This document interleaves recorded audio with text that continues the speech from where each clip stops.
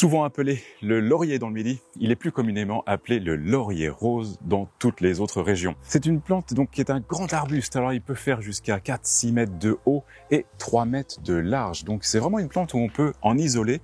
Il faut lui prévoir de la place parce que elle peut être assez dominante. Vous l'utiliserez en isolé comme on l'a ici, en groupe ou en haie. Elle peut faire de magnifiques haies. C'est très souvent comme ça qu'on le voit dans le Midi, sur les bords d'autoroute, et garni magnifiquement les talus centraux. Nous utilisons les lauriers pour deux qualités. La première, la feuille qui va être persistante. Donc vous allez avoir cette masse toute l'année avec une feuille fine, lancéolée et qui est assez rigide, assez coriace. Donc ça c'est la première qualité. Et puis deuxième qualité, bien entendu, la floraison. De juin à octobre, on va avoir ces inflorescences en cime avec ce groupe de fleurs pouvant aller parfois jusqu'à 80 fleurs. Donc c'est assez impressionnant. Ça peut être vraiment des très grosses grappes de fleurs qui vont être de deux sortes, soit simples comme ici, ou doubles.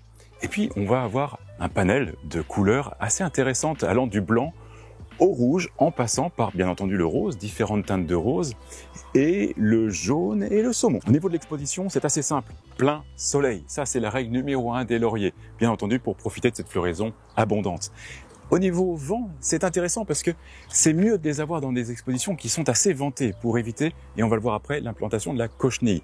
Mais si vous avez un couloir et qui l'hiver donne un vent froid et qui accentue le froid, là c'est pas très bon. Et puis surtout au niveau du sol, voilà, il faut une certaine fraîcheur malgré tout. Le sol peut être drainant, il doit être drainant. D'ailleurs, c'est très important que ce soit un sol qui peut être assez pauvre, mais s'il est fertile, c'est là où vous obtiendrez vraiment une plante dense, avec un feuillage dense. Et ça, c'est très important. Et on le voit ici, on peut imaginer que ce muret va apporter une certaine fraîcheur au pied de la plante qui lui est utile. Il ne faut pas oublier que les lauriers roses, les Nerium oleander dans le bassin méditerranéen sont implantés naturellement dans les cours d'eau asséchés, donc avec une certaine fraîcheur. Le laurier rose est une plante frileuse et qui n'appréciera pas les gelées prolongées sur plusieurs jours.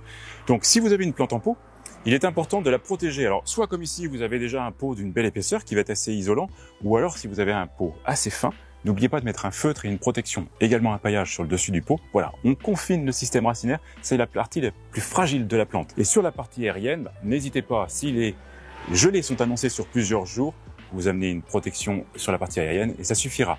Après, la meilleure protection, bien entendu, c'est de les planter dans la pleine terre. En pleine terre, le système racinaire résistera à des gelées de -10, -12. Alors la partie aérienne peut souffrir.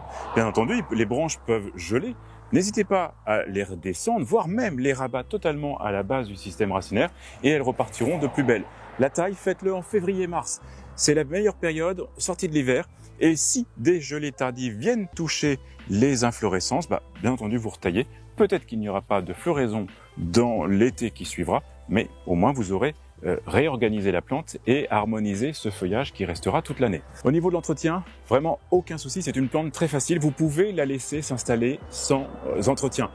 Maintenant, si vous voulez contrôler pour laisser un passage ou laisser une vue dégagée, n'hésitez pas, elle tolère très bien la taille. Allez, une petite vigilance sur le laurier rose. C'est une plante qui est assez sensible à la cochenille. Et la cochenille va s'installer si elle est dans un environnement assez confiné, s'il n'y a pas trop de vent. Donc, n'hésitez pas à la positionner dans un environnement où il y aura quand même, voilà, un mouvement d'air. Et ça arrive souvent sur les terrasses où on les met dans des angles. Et là, la cochenille s'installe avec merveille. Donc, contre les cochenilles, vous pouvez bien entendu appliquer soit du savon noir, soit des huiles végétales qui vont gêner cette implantation. Et si elle s'installe, très souvent, le miella qu'elle dégage de toutes ces petites branches va amener un champignon qui s'appelle la fumagine. Et là, c'est un champignon qui est assez désagréable. Vraiment, ça met plein de taches noires et des couches noires. C'est vraiment désagréable. Donc, contre la fumagine, la bouillie bordelaise. Et au bout de quelques semaines, quelques mois, votre plante retrouvera tout son éclat. Voilà, j'espère que je vous ai convaincu pour avoir des lauriers roses. Ou peut-être que vous en avez déjà beaucoup dans votre jardin. Mais c'est tellement une plante agréable dans cette partie estivale. Jardinez bien.